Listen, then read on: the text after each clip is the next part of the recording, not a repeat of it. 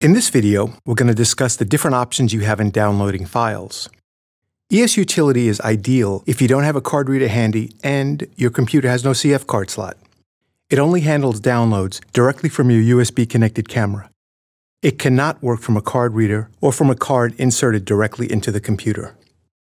All files downloaded from remote shooting go to the destination folder you've previously set in your preferences.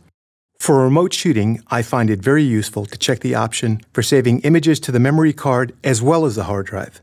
This way you have an instant backup of all your files on a card until you can copy them onto another computer. EOS Utility provides two options for downloading files from the camera: batch download and download selected. For both, it creates and names the folders automatically. When you select Starts to Download Images in the main menu, it begins immediately copying all of the image files to your computer's picture folder. By default, images are saved to the Pictures folder on your computer and sorted by date into subfolders. Using this method, you have no ability to select the images you want to download or to choose the destination folder that you previously specified. All the files immediately go into the Pictures folder. While downloading all the images on the card can be convenient, it's often easier to do a basic edit and only select and download the required images onto your computer. If you select the second option, lets you select and download images, a browser window appears on screen. You select the images and can pick any destination folder, or you can simply create a new one. To view the images in detail, it is possible to magnify the images on the rear screen of the camera while it's connected to the computer. This is perfect for checking focus detail on eyes. The screen provides an indication of those images that have been previously downloaded. Check the box for the images that you require and click the Download button.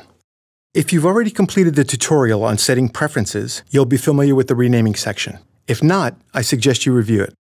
Multiple options are available to suit most needs, and a preview shows you how any selected naming scheme will affect the files that are to be downloaded. To rename files as they're copied onto the computer, click the File Name button on a Download Images dialog box. Your options are Do Not Modify, which keeps the camera-determined file name; Prefix Plus, which gives you the ability to type in any descriptive prefix or info that you might find appropriate, such as client name or job number. The number refers to the number sequence that you'll fill into the fields below, and not to the camera-determined file number. It will retain the original camera number.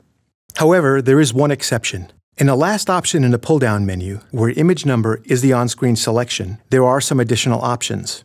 If you choose shooting date plus a user-defined number, the Customize button is not the place to freely type in descriptive info. It does let you save 3 types of file name sequences with different information.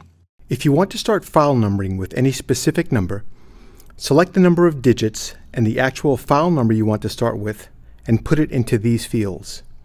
Prefix info is still typed into the File Prefix field before the Customize button is pressed. If the Customize button is pressed, different combinations of information, including a previously defined prefix, can be used for file naming. Up to 3 sets of information can be saved.